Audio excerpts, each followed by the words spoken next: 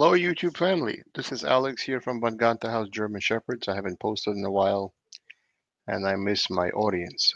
As all of you probably know, we got a new puppy from Germany, Winston, and I posted a video of him on this channel and I invite you to go look for it. One topic that I'm asked about that I want to cover in this video, I'm asked by puppy owners is what do I do with resource guarding and how do I prevent the aggression, dog to dog aggression from resource guarding? And I thought, well, there's no perfect protocol that I can give you to solve this issue, but I thought I can give you a video that gives you some suggestions so that they may help you. So let's first narrow down the scope of our question. What is resource guarding? There are two kinds of resource guarding. There is dog to human resource guarding and there's dog to dog resource guarding. In this little video, I'm going to cover only dog-to-dog resource guarding. I'm not going to cover dog-to-human resource guarding. Now, the component of dog-to-dog resource guarding is, I believe, largely genetic.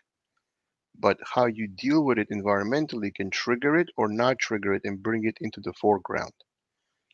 So, dog-to-human resource guarding has been heavily selected against by breeders. For example, nobody would tolerate a dog that you're trying to get on the couch and sit there watching TV, and the dog guards the couch like it's his and aggressively shows you teeth because you're trying to sit on the couch. It's your couch in your house, and the dog yet guards it. So that's not acceptable behavior. So, or a dog guards um, a specific person aggressively and doesn't let anybody approach. Um, or the dog guards your lap. Let's say it's a lap dog and it doesn't allow anybody else near you while it's on your lap. Like for the small breeds, like pocket-sized breeds, not large breeds, which can fit on your lap. The dog guards your lap and doesn't let anybody approach you. Such behavior is not tolerated very easily by people. And so breeders are very quick to not breed animals with that temperament. So dog to human resource guarding is typically bred out and is uncommon because it's been selected against, not selected for. But dog to dog resource guarding has not been heavily selected against. Let's say a dog has a bone in its mouth, another dog wants to steal the food, and they get into a fight. That has not been selected for because people kind of understand the genetic need to fight for food. Like in nature, dogs fight for resources. So, kind of the idea of fighting for a bone or a toy or a resource is kind of understood by us that this can happen. So, resource guarding of toys and food, particularly food, is something that we did not specifically select against. But the resource guarding humans is something breeders did select against. So, having explained that what kind of resource guarding I'm discussing, let's talk about it a little bit. When you're trying to teach a dog not to resource guard, it's a very difficult thing to do because let's say you were teaching a puppy, and I mean a baby puppy under 12 weeks old. After that, it becomes dangerous because they could bite you and hurt you or hurt the other dog. So we're talking about establishing a protocol with baby puppies initially, right? You do a game of exchange. Like whenever I'm teaching the out command with a ball on the string, I play with it. I don't actually force the out. I exchange ball A for ball B. It becomes a game of exchange of equal value. So if this ball is a big ball with a nice chewy feel, and this ball is hard and not that attractive to the dog, they don't see it as an equal exchange. So you have to do two balls of the same value. So they're the same size, the same shape, the same hardness level. And the dog gets the out command to release ball number two, in exchange gets ball number one, and vice versa. And eventually the dog learns the out command because it's been taught the out command through a game of exchange. The same thing can be said of meaty bones. You can teach a puppy, and I mean a small puppy, not an adult, that I will take this beef turkey neck bone from you, but I'll have another one in exchange. And I'll put my hand in your food bowl, but I'm going to give you something exactly equal to whatever you're having. In other words, it's not seeing the dog as depriving him. Now, do I advise you to reach your hand into a hungry dog's bowl? No. There's really no reason to take away food from a hungry dog. Would you like it if somebody took your food away while you're eating it? That's being a bully to show the dog, yes, I'm in charge and I can do whatever I want to you. Leave a hungry dog alone, guys. Just let him eat, or her. Let them eat. Leave them alone.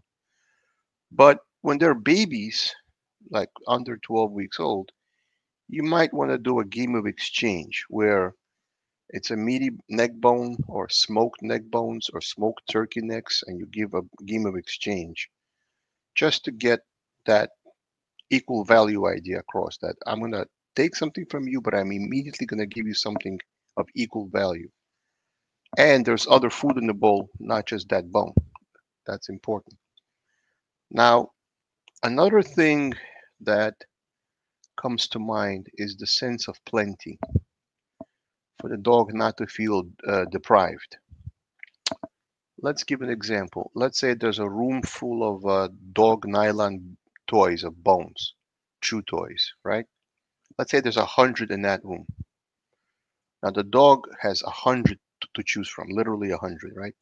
It might still guard that one that it's chewing, as opposed to, so the sense that there is plenty and it can have any one of 100, even though it's choosing to have only one.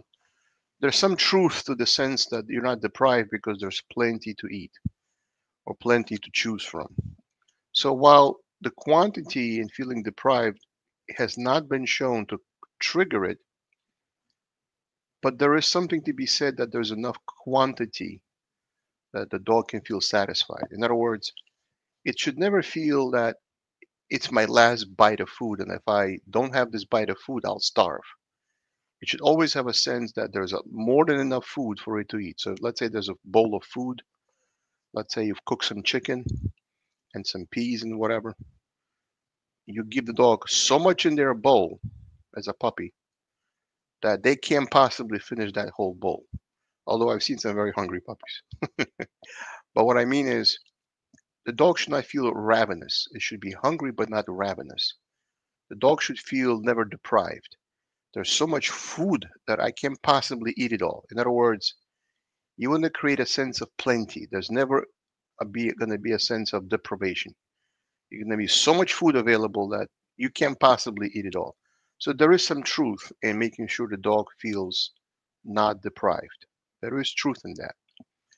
Another thing you can keep in mind to prevent dog on dog aggression is that it's very hard to unteach, because if you're teaching a dog a command, sit down, come, that's a behavior you're teaching as an obedience command. But this is not obedience commands, this is behavior. What is the problem? The problem is the other dog is the other variable. You can't control how the other dog will behave while you're teaching this dog. So in a perfect world, the other dog is perfectly neutral, and you're teaching this dog not to do it with a completely neutral dog. But where are you going to get a perfectly neutral dog? It's probably dogs in your own household, right? So even if you could get a perfectly neutral dog to teach this dog not to resource guard, it's not something you can control. You really can't control two dogs at the same time if they decide to go at it. Now, resource guarding is a very big problem, because if you have a dog in an animal shelter that resource guards, it's going to be very difficult to get that dog adopted out. So it's important that resource guarding not be a factor in dogs which are up for adoption. It's a big problem, guys. Um, so what protocol do you follow? Or what protocol do I follow? The first protocol I follow is that we have a multi-dog household. They're all hungry at the same time. I never feed them at the same time in the same room. It's inconvenient for me not to feed them at the exact same time, but I don't want to see one dog eating and the other dog is looking like, oh my God, you have food and I'm so hungry. It's a dumb idea. So you want to make sure that they don't see each other. If one is eating, the other one doesn't see it. You might want to feed them in their crate. They learn the crate is a good place to eat, and that's a good place to be because you get fed in your crate. Also, they learn that they're individually in each crate, and dog A cannot interfere with dog B and dog C. They're each being fed in their crate. Now, if they're in a kennel and you're going to feed, don't feed two dogs in the kennel at the same time. They might fight over the food. Always feed them individually where they can't get at each other. And they're all eating in parallel, but they're in metal enclosures preventing fighting across metal enclosures. In other words, you have to prevent a fight, not stop a fight after it happens. So either feed them at different times of the day in different rooms so they don't see each other being fed, or if you are feeding at the same time, make sure there's not two dogs in the same kennel at the same time eating. Even two dogs that normally get along, like a mother and a daughter or two siblings, they may get along fabulously overall. But when it comes to food, which is very primitive, when you're hungry, you want to survive, you want to eat. Even dogs which normally get along might fight for food. So you never want to feed two dogs at the exact same time in the same exact kennel. You want to put one in one kennel and one in a different kennel and feed them. You don't want to feed two in the same time in the same kennel. Just not a good idea, guys. There's no reason to avoid. You can avoid a fight without having one start in the first place. So um, now, can you completely control dog-on-dog aggression? No, you can. Now, don't forget, we're talking about not overall dog-on-dog aggression, which has a strong genetic component.